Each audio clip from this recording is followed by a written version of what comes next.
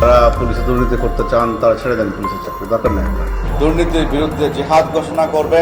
বিভিন্ন সময় দুর্নীতির বিরুদ্ধে নিজের অবস্থান জানান দিতে এমন সব বক্তব্য হরহামেশাই রাখতেন পুলিশের সাবেক মহাপরিদর্শক বেনজির আহমেদ।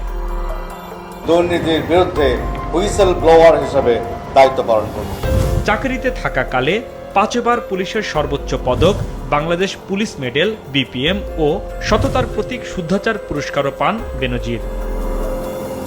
কিন্তু নজিরবিহীন সব দুর্নীতির মাধ্যমে সেই বেনজিরের অগাধ সম্পদ অর্জনের তথ্য পেয়েছে দুর্নীতি দমন কমিশন। আদালতের আদেশে বিপুল পরিমাণ সম্পদ অবরুদ্ধ ও জব্দ করা হয়েছে। বিদেশেও খোঁজা হচ্ছে তার সম্পদ। অবৈধ সম্পদ নিয়ে দেশ জুড়ে যখন আলোচনা সমালোচনার ঝড়, তখন নিশ্চুপ বেনজির। আদৌ তিনি দেশে আছেন কিনা তা নিয়ে তৈরি হয় ধোঁয়াশা।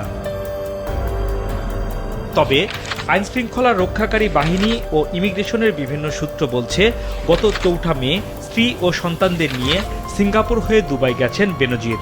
বর্তমানে সেখানেই অবস্থান করছেন সপরিবারে। দেশ ছাড়ার আগে বেনজির তার ব্যাংক অ্যাকাউন্টগুলো থেকে তুলে নেন প্রায় সব টাকা। ঢাকার ভাটারা এলাকার একটি বাড়ি ও দুবাইয়ে একটি অ্যাপার্টমেন্ট বিক্রি করে দিয়েছেন এমন তথ্য পাওয়া যাচ্ছে বিভিন্ন মাধ্যম থেকে। এত সব অভিযোগ ওঠার পরও বেনজির আহমেদ কিভাবে তার সব অ্যাকাউন্ট থেকে টাকা তুলে নিলেন এবং সপরিবারে দেশ ছাড়ার সুযোগ পেলেন তা নিয়ে প্রশ্ন তুলেছেন বিএনপি মহাসচিব মির্জা ফখরুল ইসলাম আলমগীর। মে মাসের 4 তারিখে সে তার সপরিবার নিয়ে চলে গেছে। আরও দেখলাম যে যাওয়ার আগে তার অ্যাকাউন্টগুলো সমস্ত সে খালি করে গেছে। ফিক্সড অ্যাকাউন্ট যেগুলো ছিল সেটা প্রায় 60 কোটি টাকা সিঙ্গাপুর এয়ারলাইন্সে এসে চলে গেল সকলের চোখের নাকের পক্ষ দিয়ে।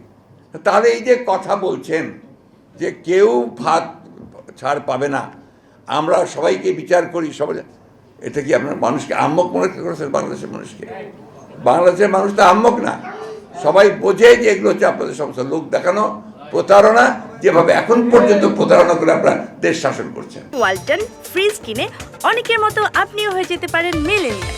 সেরা পণ্যের সেরা অফার। তবে বেনজিরের দেশ ছাড়ার কোনো তথ্য জানেন না এমন দাবি করেছেন স্বরাষ্ট্রমন্ত্রী আসাদুজ্জামান খান কামাল।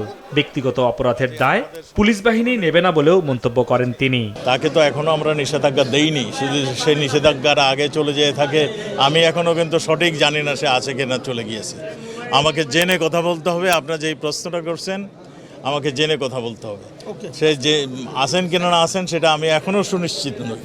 ভবিষ্যতে বেনজিরের বিরুদ্ধে দুর্নীতির অভিযোগগুলো প্রমাণ হলে তাকে আদৌ দেশে ফিরে আনা যাবে কিনা তা নিয়ে এখন প্রশ্ন উঠেছে। হাসনাইন তানভীর, মাছরাঙা সংবাদ, ঢাকা।